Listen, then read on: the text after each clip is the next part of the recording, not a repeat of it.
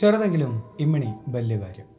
Bomb on wheels നമ്മുടെ മാധ്യമങ്ങളിൽ അധികം വാർത്താ പ്രാധാന്യം നേടിയിട്ടില്ലായിരുന്നു എങ്കിലും സോഷ്യൽ മീഡിയയിൽ ട്രെൻഡിംഗ് ആയ ഒരു ഹാഷ്ടാഗ് ആയിരുന്നു ബോംബ് ഓൺ വീൽസ്. 20 പിഞ്ചു കുഞ്ഞുങ്ങളടങ്ങുന്ന 23 പേർ മരണപ്പെട്ട ഒരു സ്ഫോടനം. വീട്ടിൽ നിന്നും സ്കൂളിലേക്ക് കുഞ്ഞുങ്ങളെ കൊണ്ടുവരുന്ന, തിരിച്ച് സ്കൂളിൽ നിന്നും വീട്ടിലേക്ക് കൊണ്ടുപോകുന്ന ഒരു സ്കൂൾ ബസ് നിമിഷ നേരം കൊണ്ട് ഒരു തീഗോളമായി മാറിയ വാർത്തയാണ് ആളുകൾ ആ ഹാഷ്ടാഗിലൂടെ അന്വേഷിച്ചത്. സംഭവം നടന്നത് തായ്ലൻഡിലെ ബാങ്കോക്കിലായിരുന്നു. ഈ ഒരു അപകടത്തോടെ ബാങ്കോക്കിലെ ഗതാഗത സംരക്ഷണം എത്രത്തോളം പരിതാപകരമാണ് എന്നാണ് ലോകം ചർച്ച ചെയ്യുന്നത്.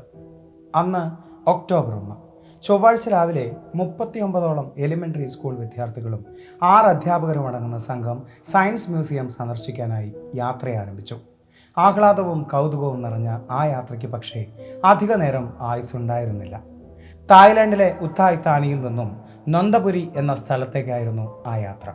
കുട്ടികളുടെ ആർപ്പും വിളിയും പാട്ടുമായി അതിവേഗത്തിലായിരുന്നു ആ ബസ്സിൻ്റെ യാത്രയും. അമിത വേഗതയിൽ സഞ്ചരിച്ച ബസ്സിന് നിയന്ത്രണം നഷ്ടപ്പെട്ടിരുന്നു. അതുകൊണ്ട് തന്നെ മുന്നിൽ കണ്ട കോൺക്രീറ്റ് ബാരിക്കേഡിൽ ഇടിച്ചു നിർത്താൻ ഡ്രൈവർ തീരുമാനിച്ചു. ആ ആഘാതത്തിൽ ബസ്സിലുണ്ടായിരുന്ന പലർക്കും അപകടം സംഭവിച്ചേക്കാമെന്ന് അയാൾ മുൻകൂട്ടി കണ്ടു കാണണം. എന്നാൽ സംഭവിച്ചത് മറ്റൊന്നായിരുന്നു. ബസ്സിൽ നിന്നും ചാടിയിറങ്ങിയ അയാൾ കണ്ടത് നിമിഷ നേരം കൊണ്ട് ഒരു അഗ്നിഗോളമായി മാറിയ ബസ്സിനെയായിരുന്നു. ആ ആഘാതത്തിൽ ബസ്സിൽ നിന്നും തെറിച്ചു വീണ ഡ്രൈവർ നോക്കി നിൽക്കെയാണ് ബസ്സിന് തീ പിടിച്ചത്. തൊട്ടപ്പുറത്തുള്ള ബസ്സിൽ നിന്നും ഫയർ എക്സ്റ്റിംഗ്വിഷർ കൊണ്ടുവന്നിരുന്നുവെങ്കിലും അയാൾക്ക് ഒന്നും തന്നെ ചെയ്യാൻ സാധിച്ചില്ല. ബസ്സിൽ നിന്നും തെറിച്ചു വീണ ചിലർ ഗുരുതരമായ പരിക്കുകളോടുകൂടി രക്ഷപ്പെട്ടുവെങ്കിലും ബസ്സിലുണ്ടായിരുന്ന 20ഓളം പിഞ്ചു കുഞ്ഞുങ്ങളും 3 അധ്യാപകരും ആ അഗ്നിഗോളത്തിൽ അലിഞ്ഞു ചേരുകയായിരുന്നു. ശാസ്ത്ര കൗതുകത്തിനു വേണ്ടി വീട്ടിൽ നിന്നും പുറത്തിറങ്ങിയ ആ കുഞ്ഞുങ്ങളുടെ വീട്ടിലേക്ക് തിരിച്ചെത്തിയത് അവരുടെ മരണവാർത്തയായിരുന്നു. പല കുഞ്ഞുങ്ങളെയും മാതാപിതാക്കൾക്ക് തിരിച്ചറിയാൻ പോലും സാധിച്ചില്ല. ഈ അപകടത്തെക്കുറിച്ച് കേട്ടറിഞ്ഞ നിങ്ങൾക്കും ചിലപ്പോൾ അസ്വാഭാവികമായി പലതും തോന്നാം. ബസ്സിൻ്റെ അമിത വേഗതയും അത് ബാരിക്കേഡിൽ കൊണ്ടുചെന്നിടിച്ച ഇടിയും സ്വാഭാവികം തന്നെയാണ്. എന്നാൽ അതിനുശേഷം സംഭവിച്ച ചിലത് ആരെയും ഭയപ്പെടുത്തുന്ന വിഷയങ്ങളായിരുന്നു. ആ ഇടിയുടെ ആഘാതത്തിൽ ബസ്സിൻ്റെ CNG പൈപ്പുകൾ തകർന്നതായി പറയുന്നു. അതിലേക്കുള്ള തീപിടുത്തമാണ് ഈ അപകടത്തെ ഒരു വലിയ സ്ഫോടനമാക്കി മാറ്റിയത്. ഈ അപകടത്തിൽ ഏറ്റവും വിഷമിപ്പിച്ച മറ്റൊരു കാര്യം, അപകടത്തിൽപ്പെട്ട പലരും രക്ഷപ്പെടാൻ ശ്രമിച്ചിട്ടും അതിന് സാധിച്ചില്ല എന്നതാണ്. അതിന് കാരണം മറ്റൊന്നുമല്ല, എമർജൻസി എക്സിറ്റ് വർക്കിംഗ് ആയിരുന്നില്ല എന്നതാണ്. അഥവാ അത് വർക്കിംഗ് ആയിരുന്നുവെങ്കിൽ ഒരുപക്ഷെ നമ്മളിന്ന് കേൾക്കുന്ന മരണസംഖ്യ പാതിയായി കുറഞ്ഞേനെ. അപകടം സംഭവിച്ച ബസ്സിന് ഏതാണ്ട് 50 വർഷത്തിൽ കൂടുതൽ പഴക്കമുണ്ടായിരുന്നു. ഈ അടുത്ത കാലത്താണ് അത് CNG ആയി കൺവേർട്ട് ചെയ്തത്. ഏതാണ്ട് 6ഓളം സിലിണ്ടറുകൾ മാത്രമേ അതിൽ വെക്കാനുള്ള അനുമതി ഉണ്ടായിരുന്നുള്ളൂ നിയമപരമായി. എന്നാൽ ആ അപകടം സംഭവിച്ചതിന് ശേഷം ആ ബസ്സിൽ കണ്ടെത്തിയത് 11ഓളം സിലിണ്ടറുകളാണ്. അതായത് 5ഓളം സിലിണ്ടറുകൾ അനധികൃതമായി അതിൽ ഘടിപ്പിച്ചിരുന്നു എന്ന്. അപകടത്തിൻ്റെ ആഘാതത്തിൽ മുമ്പിലുണ്ടായിരുന്ന CNG പൈപ്പുകളിൽ ലീക്ക് സംഭവിക്കുകയും ആ അപകടം ഒരു സ്ഫോടനമായി മാറുകയും ചെയ്തു. അപകടത്തിൽപ്പെട്ട ബസ് രജിസ്റ്റർ ചെയ്തിരിക്കുന്നത് 1970-ലാണ്. അതിനുശേഷം നിരവധി മാറ്റങ്ങൾ ഈ ബസ്സിൽ വരുത്തിയിട്ടുമുണ്ട്.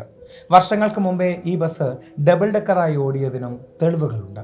പിന്നീട് ബസ്സിൻ്റെ ഉയരത്തിൽ ചില നിയന്ത്രണങ്ങൾ വന്നതോടെ അത് ഉപേക്ഷിക്കുകയും ചെയ്തു. ഏറ്റവും അത്ഭുതപ്പെടുത്തിയ ഒരു കാര്യം, ഈ കഴിഞ്ഞ മെയ് മാസത്തിൽ ബസ് ഫിറ്റ്നസ്സിനായി ടെസ്റ്റ് ചെയ്യപ്പെടുകയും അതിൽ പാസ്സാവുകയും ചെയ്തിരുന്നു എന്നതാണ്. തായ്ലാൻഡിൽ ഇതൊരു പുതിയ വിഷയമൊന്നുമല്ല.